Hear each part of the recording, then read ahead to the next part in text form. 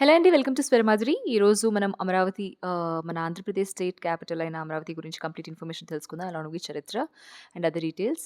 So, ఇదే first time మీరు check out చేస్తున్నట్టే Swaramadhuri channel complete tour and travel information గురించి along with different interesting things about the tours and cities and destinations and festival informations కూడా వస్తూ ఉంటాయి. So, మీకు ఈ ఛానల్ నచ్చినట్లయితే ప్లీజ్ సబ్స్క్రైబ్ చేసుకోండి. అలాగే మధురి స్వర 8 అనేది ఇన్‌స్టాగ్రామ్ అకౌంట్. మీరు అక్కడ కూడా రోజు రీల్స్ అప్‌లోడ్ అవుతూ ఉంటాయి. Videos on travel content. Please like, share and subscribe. ఈరోజు మన ఆంధ్రప్రదేశ్ క్యాపిటల్ అయిన అమరావతి గురించి మనం కంప్లీట్ డీటెయిల్స్ తెలుసుకుందాం. ఎలా చేరుకోవచ్చు, ఏ విధంగా డిఫరెంట్ ప్లేసెస్‌ని ఏవేవి ఉన్నాయి విజిట్ చేయడానికి అన్ని డీటెయిల్స్ తెలుసుకుందాము. లాస్ట్ వరకు చూసేయండి. అమరావతి గనక చూసుకున్నట్లయితే క్యాపిటల్ ఆఫ్ ఆంధ్రప్రదేశ్ స్టేట్. ఇక్కడ అందరూ తెలుగు భాషని మాట్లాడుతూ ఉంటారు. ఆంధ్రప్రదేశ్ మన తెలుగు స్టేట్‌కి క్యాపిటల్. అండ్ దీన్ని చేరుకోవాలి అనుకుంటే మనకి నియరెస్ట్ ఎయిర్‌పోర్ట్ అనేది విజయవాడ ఎయిర్‌పోర్ట్ అనేది పడుతుంది. జస్ట్ కేవలం 60 కిలోమీటర్ల దూరంలో మీకు చాలా డైరెక్ట్ ఫ్లైట్స్ అనేవి ఉండడం జరుగుతాయి. అండ్ విజయవాడని చేరుకోవాలన్నా different major cities like Hyderabad, Chennai, Bengaluru and Coimbatore, Delhi ఇలాగ డిఫరెంట్ ప్లేసెస్ నుంచి డైరెక్ట్ ఫ్లైట్స్ అనేవి మీకు విజయవాడకి ఉండడం జరిగింది. సో, మీరు ఈజీగా ఎయిర్‌పోర్ట్ ద్వారా మీరు అమరావతిని చేరుకోవచ్చు. అదే తర్వాత మీరు ట్రైన్ ద్వారా చేరుకోవాలి అనుకున్నా మీరు విజయవాడ రైల్వే స్టేషన్ అనేది మీకు దగ్గర పడుతుంది.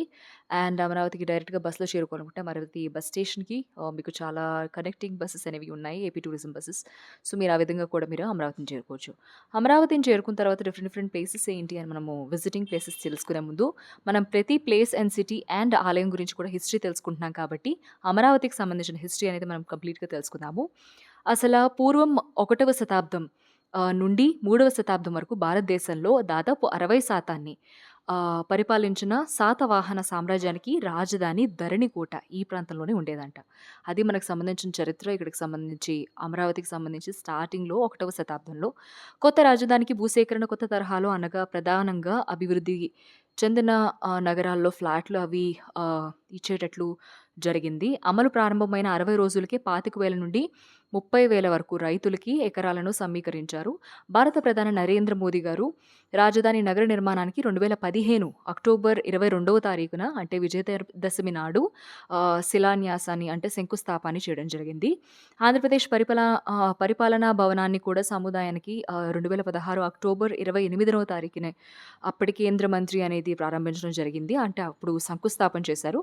అలాగే 2016 జనవరి నెలలో ముఖ్యమంత్రి నారా చంద్రబాబు గారు అంటే in the sense present CM of Andhra Pradesh state కూడా తాత్కాలిక సచివాలయ భవనానికి కూడా శంకుస్థాపన చేయడం జరిగింది.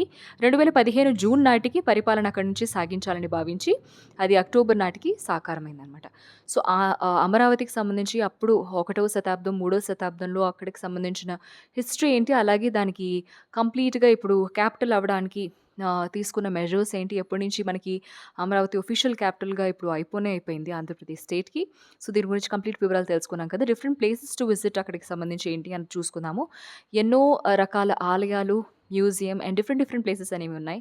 మీరు మిస్ చేయకుండా చూసేయొచ్చు. కంటెంట్ నచ్చినట్టయితే ప్లీజ్ లైక్ చేయండి. ప్లేసెస్ టు విజిట్ చూసుకున్నట్లయితే ఉండవల్లి కేవ్ టెంపుల్ ఉంది.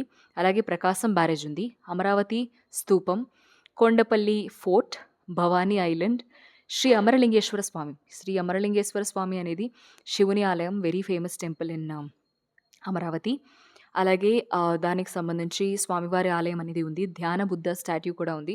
దట్ ఈస్ వెరీ ఫేమస్ ధ్యాన బుద్ధ స్టాట్యూ కూడా. మీకు ఎక్కడైనా అమరావతి పిక్చర్స్ చూస్తే మీకు కనిపిస్తుంది చాలా పెద్ద బుద్ధుని విగ్రహం. సో, అది ధ్యాన బుద్ధ స్టాట్యూ అనమాట.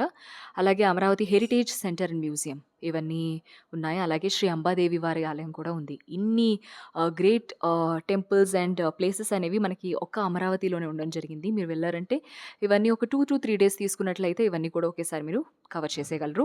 ఇంకా ఏవైతే నేను ఆలయాలు గానీ, డిఫరెంట్ టెంపుల్స్ అండ్ మ్యూజియమ్స్ చెప్పానో వాటి గురించి కూడా నేను టైమింగ్స్ చెప్పేస్తాను. సో దట్ మీరు వెళ్ళినప్పుడు ఈ టైమింగ్స్‌లో మీరు వెళ్లి విజిట్ చేసేయొచ్చు.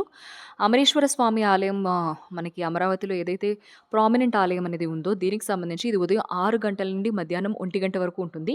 మళ్ళీ సాయంత్రం 4 నుండి 8 వరకు ఈ టెంపుల్ అనేది ఓపెన్ చేసి ఉంచుతారనమాట. అలాగే అమరావతి మ్యూజియం మనం తీసుకున్న ఉదయం 10 గంటల నుంచి సాయంత్రం 5 వరకు ఓపెన్ చేస్తారు.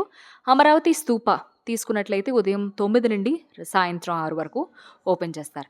ధ్యాన బుద్ధ స్టాట్యూ గనక చూసుకున్నట్లయితే ఉదయం 8 గంటల నుంచి సాయంత్రం 6 గంటల వరకు అనమాట. సో, ఈ విధంగా మనకి డిఫరెంట్ ప్లేసెస్ యొక్క టైమింగ్స్ కూడా ఉంది. బెస్ట్ టైమ్ టు విజిట్ మనం అమరావతిని చూసుకున్నట్లయితే అక్టోబర్ టు ఫిబ్రవరి మీరు వెళ్ళొచ్చు. అప్పుడు వాతావరణం అంత చల్లగా అంత వేడిగా ఉండదు. అండ్ మీకు ఎక్కువ రెయినీ సీజన్ కూడా కాదు కాబట్టి హ్యాపీగా వెళ్లి విజిట్ చేసి రావచ్చు. చూసాను కదండీ మన current capital and or permanent capital of Andhra Pradesh which is Amaravati గురించి కంప్లీట్ డీటెయిల్స్. కంటెంట్ నచ్చినట్లయితే ప్లీజ్ లైక్ చేయండి. ఇంకా నెక్స్ట్ ఒక మంచి కార్తీక పౌర్ణమి గురించి కూడా కంప్లీట్ డీటెయిల్స్ మా ఛానల్‌లో అప్‌లోడ్ చేయడం జరిగింది. అలాగే ఒక మంచి శివుని ఆలయంతో నెక్స్ట్ వీడియో కంటెంట్ అప్‌లోడ్ అవుతుంది. Please do like, share, subscribe. Thank you.